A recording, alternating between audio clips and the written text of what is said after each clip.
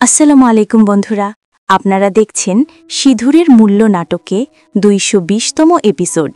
ভিডিওটি শুরু করার আগে একটি লাইক দিন, শেয়ার করুন এবং চ্যানেলটি সাবস্ক্রাইব করতে ভুলবেন না। চলুন শুরু করা যাক।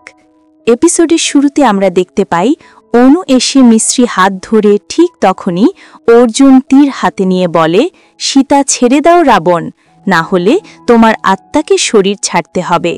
তখন অনু বলে, রাবণ ছাড়ে না, কেড়ে নেয়। তখন মিস্ত্রি বলে, আমাকে বাঁচাও রাম।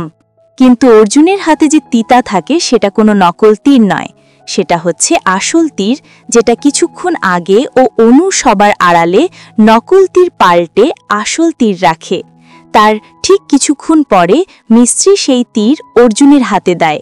এদিকে অনু মনে মনে বলে, সব নকল, কিন্তু তীরটা আসল। যখনই অর্জুন আমার দিকে তীর ছুঁড়ে মারবে ঠিক তখনই আমি মিস্ত্রিকে সামনে এগিয়ে দিব। তারপর অর্জুনের তীর মিস্ত্রির জীবন নিয়ে নেবে। তারপর এদিকে মিস্ত্রি মনে মনে বলে, প্রিয়া ফুপুর দিকে তাকিয়ে মুচকি মুচকি হাসছে কেন? নিশ্চয়ই এর মনে কোনো কুবুদ্ধি আছে। তারপর মিস্ত্রি হঠাৎই তার চোখ যায় তীরের দিকে।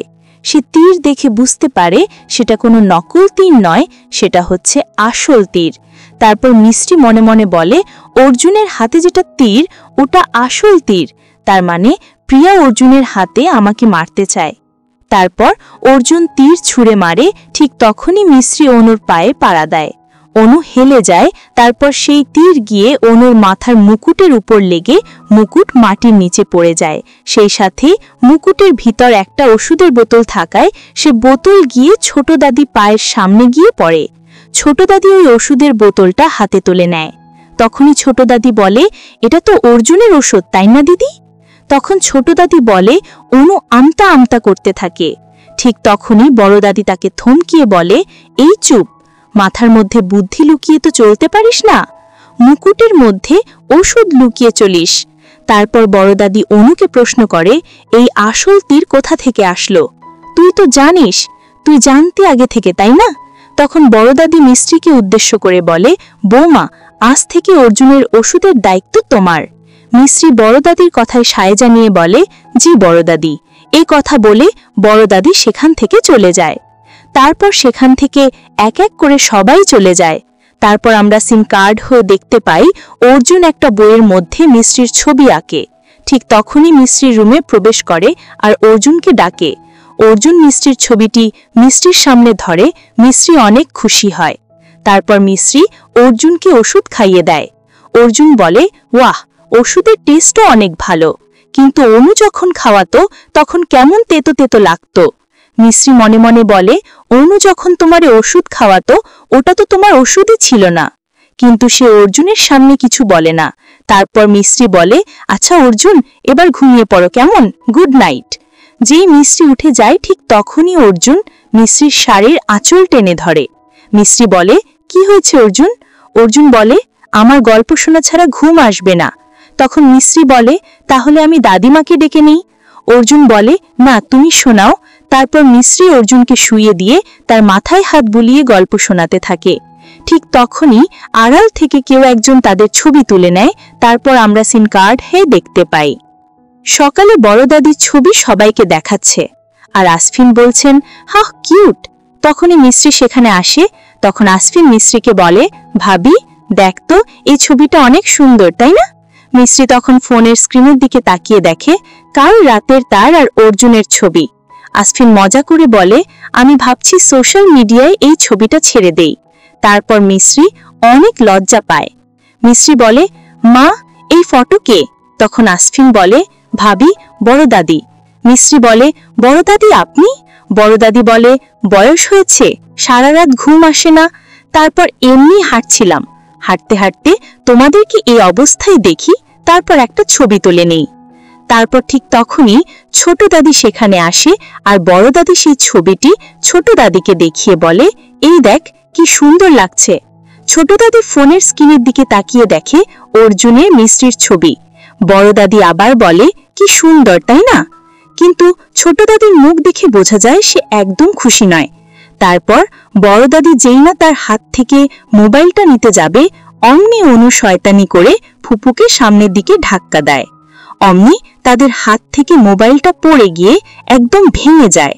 তারপর বড় দাদি অনেক রেগে গিয়ে ফুপুকে অনেক কথা শোনাতে থাকে। তারপর বড় দাদি মিশ্রিকে বলে, বৌমা, এইসব শয়তানদের জন্য নিজের মন খারাপ করিও না। অর্জুন তোমার ছিল, তোমার আছে, তোমার থাকবে, আর তোমার সেবাতে অর্জুন তাড়াতাড়ি সুস্থ হয়ে যাবে। তখন অনু বলে, কখনো না। অর্জুনের মা বলে, তুই কি বলতে চাস? তখনই অনু নাটক করে বলে, নানি, আমার সেরকম কোনো খারাপ উদ্দেশ্য ছিল না। আমার কথা বলার উদ্দেশ্য তো এইটা যে এই মিশ্রি অর্জুনের যোগ্যই না, এর জন্য অর্জুন থোড়াই না সুস্থ হবে। এ তো নিশ্চয়ই কিছু গড়বড়ি করবে। ওর ছোটবেলার বন্ধু তো আমি, তাই না? এই মিশ্রি তো আর না। ঠিক তখনই বড় দাদি বলে, মিশ্রি অর্জুনের ভালোবাসা হয়, আর আমার এর উপর পুরা বিশ্বাস আছে। তখনই মিশ্রি বলে, বড় দাদি, আমি অর্জুনের জন্য হালুয়া বানাচ্ছি, আপনারা সবাই খাবেন। বড় দাদি বলে, আমি তো খাবো। তারপর আমরা সিন কার্ড হয়ে দেখতে পাই মিশ্রি অর্জুনের সাথে খেলা করছে। কিছু একটা কাজে মিশ্রি সেখান থেকে চলে যায়। অর্জুন সেখানে একা একা খেলতে থাকে। তখনই অনু আসে আর বলে, তোমার ছোট ভাই পার্টিতে যাচ্ছে, মজা করবে, তুমি এখানে বসে বলের সাথে খেলছো, তোমার পার্টিতে যেতে ইচ্ছে করছে না?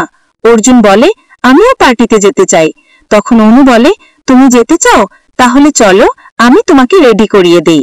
অর্জুন বলে, তুমি আমাকে পার্টির জন্য রেডি করিয়ে দেবে? অনু বলে, হ্যাঁ। এই বলে অনু হাত ধরে সেখান থেকে নিয়ে যায়। তারপর আমরা দেখতে পাই অনু অর্জুনকে নিয়ে এসে ভালো মতো রেডি করিয়ে দিতে থাকে।